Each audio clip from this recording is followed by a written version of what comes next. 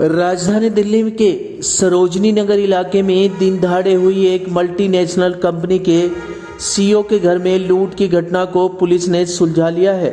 यह लूट की घटना सीसीटीवी कैमरे में भी कैद हो गई थी। आप जरा इन सीसीटीवी कैमरों की फुटेज को देखिए। किस तरह बदमाश बेल डोर बजाते हैं और दरवाजा खुलते ही बदमाश सीईओ को हथियारों के बल पर कब्जा लेते हैं। बदमाश काफ़ी सामान लूटकर फरार हो जाते हैं। पुलिस ने इन बदमाशों के कब्जे से लूटा गया लैपटॉप, 4 मोबाइल, एक ट्रॉली बैग, घड़ी, स्कूटी और वारदात में इस्तेमाल किया गया हथियार भी बरामद किया है। मैं काम कर रहा था घर पर दोपहर के समय में और अचानक से कुछ लोगों ने बेल बजाकर अंदर घुसने की कोशिश की, जिसमें काफ़ी हाथापाई और लड़ाई हुई मेरी।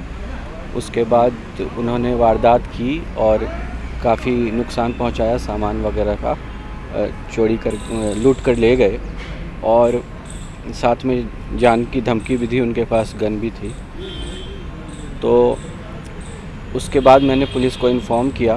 पुलिस ने, ऐसा सुना जाता है कि अक्सर देर से आती है, पुलिस ने बहुत प्रॉम्प्टली एक्शन लिया और बहुत जल्दी इंसिडेंट के बाद पहुंच गई और उसने काफ़ी तेज़ी से कार्रवाई की है, जिसका परिणाम है कि 48 घंटे से कम समय में इन्होंने रिकवरी कर ली है और कल्प्रिट्स को पकड़ लिया है। एंड आई कॉन्ग्रेचुलेट देम, उनको बहुत बहुत बधाई देता हूँ मैं इसके लिए। Inspector Rakesh Sharma ji, sub inspector Mukesh ji और बाकी दिल्ली पुलिस की टीम और स्पेशल स्टाफ की टीम को स्पेशली मैं बहुत बहुत धन्यवाद देता हूँ। मैं बहुत खुश हूँ आज, क्योंकि मैं बहुत अनसेफ फील कर रहा था इसके बाद। लेकिन आप कितनी भी हिम्मत रख ले, अगर पुलिस आपके साथ नहीं होती है तो आपको थोड़ा सा तो अकेलापन लगता है, डर लगता है। बट पुलिस की इस प्रॉम्प्ट एक्शन से मुझे और ज़्यादा उम्मीद बढ़ गई है प्रशासन और पुलिस से, और मैं एक बहुत ही सेफ़ नागरिक की तरह आज महसूस कर रहा हूँ और मुझे बहुत खुशी है इस बात की, इसलिए मैं उनको फिर से एक बार धन्यवाद देता हूँ। पकड़े गए तीनों बदमाशों पर कई मुकदमे भी पहले से दर्ज हैं। फिलहाल पुलिस ने इन्हें गिरफ्तार कर सलाखों के पीछे पहुंचा दिया है। Bureau report, city news, Delhi. Report हुई, मौके पे हम पहुंचे तो पता लगा कि सरोजनी नगर के जो फ्लैट्स हैं, जो गवर्नमेंट क्वार्टर्स हैं, वहाँ पर एक आदित्य नाम का लड़का हमको मिला।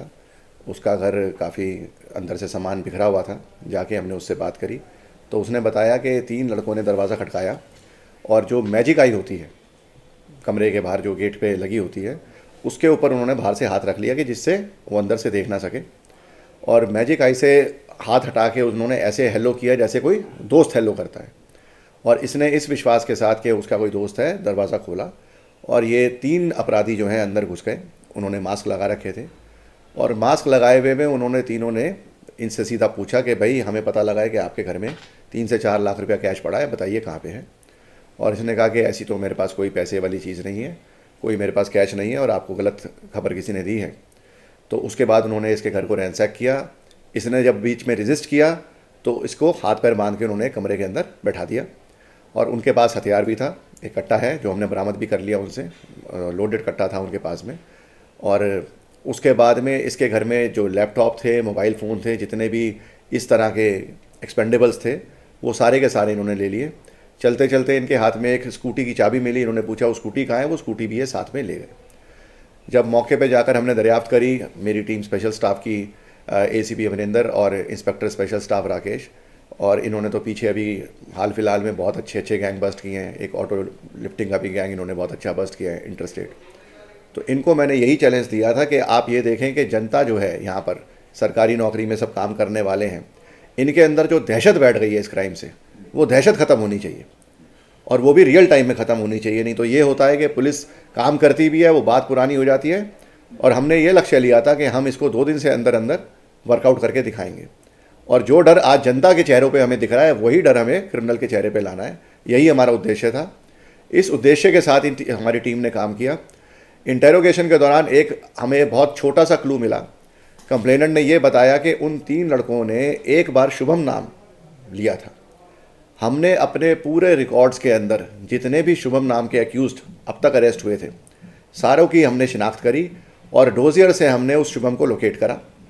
उसकी वेरिफिकेशन हमने करी। जो रूट इन्होंने लिया क्रिमिनल्स ने वारदात के बाद, उसके रूट को हमने सीसीटीवी कैमरे से ट्रेस करके जहाँ इनकी लोकेशन लास्ट आ रही थी वहाँ तक हमने इस लोकेशन को ट्रेस किया और उससे ज़ीरो डाउन करके हमने इस शुभम को लोकेट कर लिया और पता लगा कि अभी इसी साल के नवंबर महीने में ये शुभम जो है अभी जेल से बाहर निकला है। इसकी उम्र 20 साल है और ये गर्लफ्रेंड भी रहती है, उसका नाम मैं डिस्क्लोज़ नहीं कर रहा हूँ।